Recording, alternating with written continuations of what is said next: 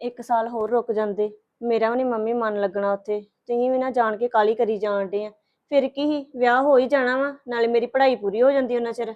Mummy ਉਹ ਤਾਂ ਮੈਨੂੰ ਪਤਾ ਵਾ ਤੁਸੀਂ ਮੇਰੇ ਬਾਰੇ ਸੋਚਣ ਡੇ ਆ, ਪਰ ਮੈਂ ਬਸ ਇਹੋ ਕਹਿਣ ਦੀ ਸੀ ਕਿ ਜ਼ਿਆਦਾ ਕਾਲੀ ਕਰ ਲਈ ਆ ਤੁਸੀਂ। ਕੋਈ ਨਹੀਂ, ਕਾਲੀ ਕੁਲੀ ਨਹੀਂ ਕੋਈ ਵੀ ਕੀਤੀ। ਇੱਕ ਨਾ ਕਰਨ ਦਾ ਨਹੀਂ ਪਤਾ ਲੱਗਦਾ ਕਦੋਂ ਦਾ ਸ਼ਹਿਰ। ਇਹਦੀਆਂ ਗੱਲਾਂ 'ਚ ਹੀ ਕੀ ਆਉਣਾ ਸੀ? ਸਾਰੀ ਪੁੱਛ ਪੜਤਾਲ ਤੇ ਤੁਸੀਂ ਕਰ ਹੀ ਲਈ ਸੀ, ਸਭ ਕੁਝ ਤਾਂ ਵਧੀਆ ਸੀਗਾ। ਹੁਣ ਕੀ ਪਤਾ ਕਿਹੜਾ ਬੇੜਾ ਬੈਠਾ ਨਖੱਤੇ ਦਾ, ਕਿਹੜਾ ਜਾ ਕੇ ਉੱਥੇ ਪਹੁੰਚਿਆ ਵਾ। ਅਸੀਂ ਤੇ ਕਿਤੇ ਮੂੰਹ ਨਹੀਂ ਕੱਢਣ ਜੋਗੇ ਬਾਹਰ। ਮੇਰੇ ਲਾਗੇ ਹੁਣ ਹਾਂ ਗੱਲਾਂ ਨਾ ਕਰੋ, ਮੇਰਾ ਸਿਰ ਪਾਟਣ ਡਿਆ ਜੇ। ਮੈਨੂੰ ਲੱਗਦਾ ਮੈਨੂੰ ਚੱਕਰ ਆਉਣ ਡੇ, ਮੇਰਾ ਬੀਪੀ ਵੱਧ ਜਾਣਾ ਜੇ। ਮੈਨੂੰ ਕੋਈ ਸਮਝ ਨਹੀਂ ਆਉਣ ਡਈ ਵੀ ਹੁਣ ਪਾਣੀ ਤੇ ਪਿਆ ਲਵਾਂ ਆਪਣੇ ਨੂੰ। ਮੰਮੀ ਕੀ ਗੱਲ ਹੋਈ ਆ? ਡੈਡੀ ਕੀ ਹੋਇਆ? ਮੰਮੀ ਮੈਂ ਨੀਗਾ ਵਿਆਹ ਕਰਾਉਣਾ।